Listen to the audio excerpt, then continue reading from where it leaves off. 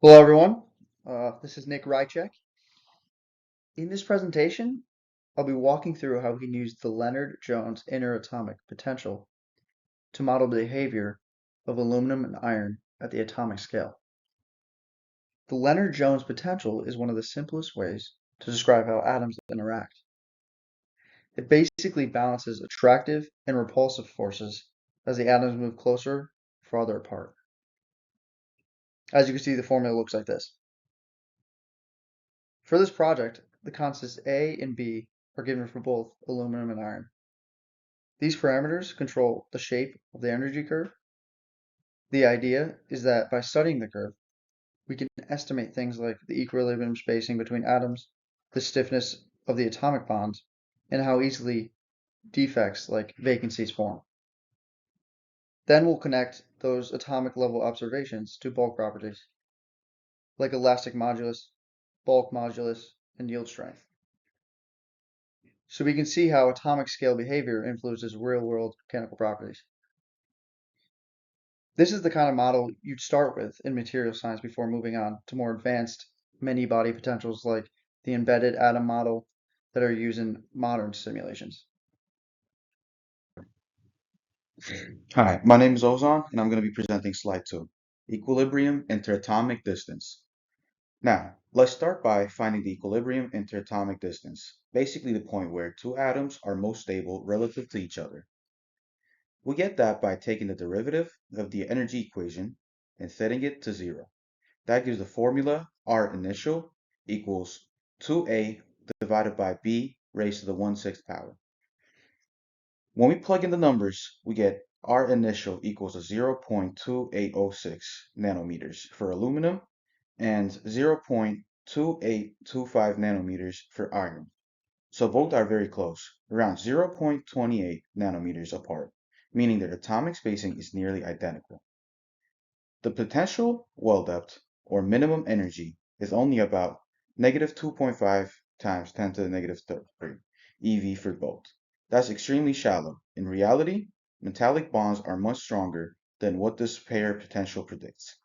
So, what that tells us is that these specific Lennard-Jones parameters don't fully capture metallic bonding, which usually involves many body electron interactions.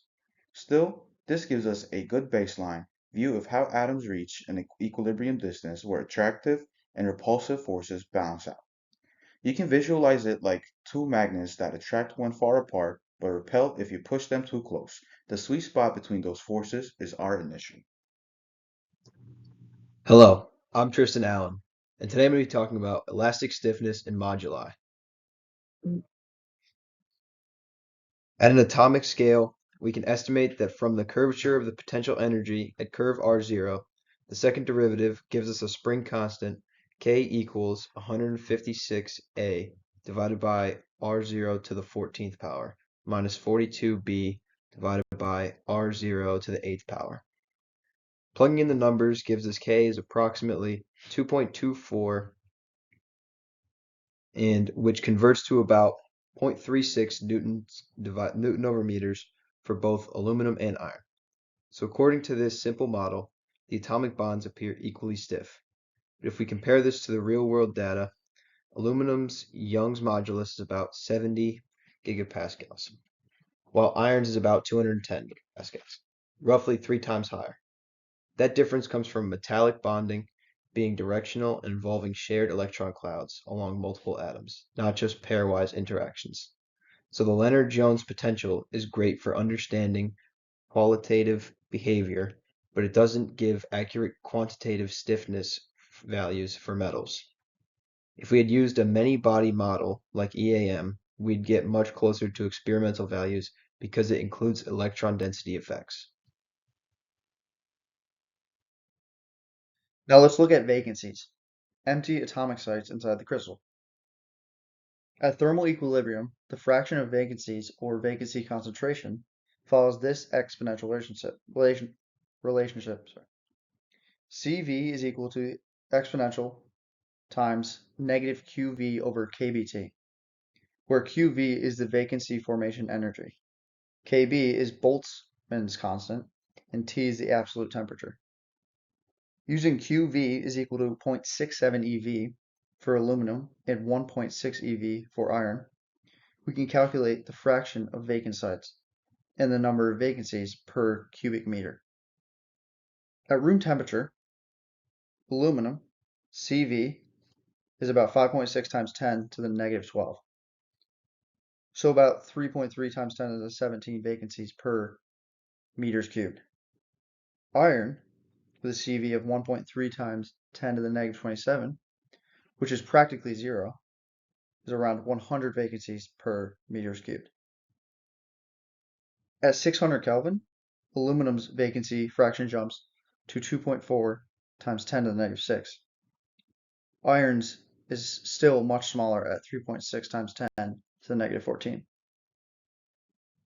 So aluminum forms vacancies much more easily. That's because its vacancy formation energy is much lower, meaning less energy is required to create a defect.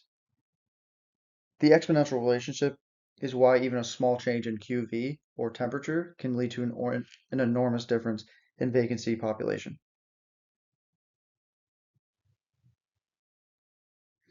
So, interpretation and yield strength impact.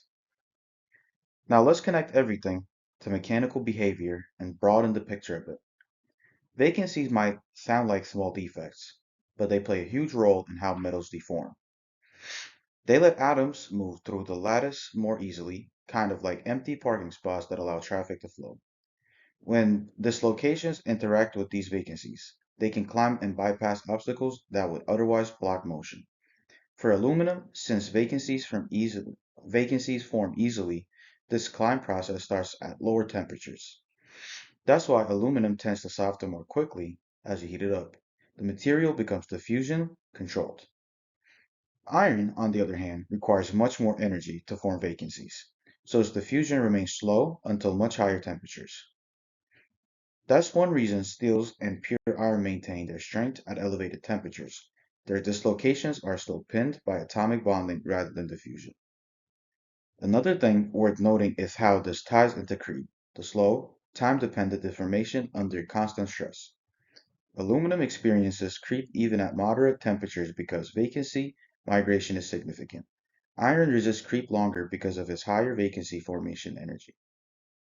Vacancies also influence electrical and thermal properties. More vacancies scatter electrons and phonons, slightly increasing resistivity and thermal expansion in aluminum as temperature rises.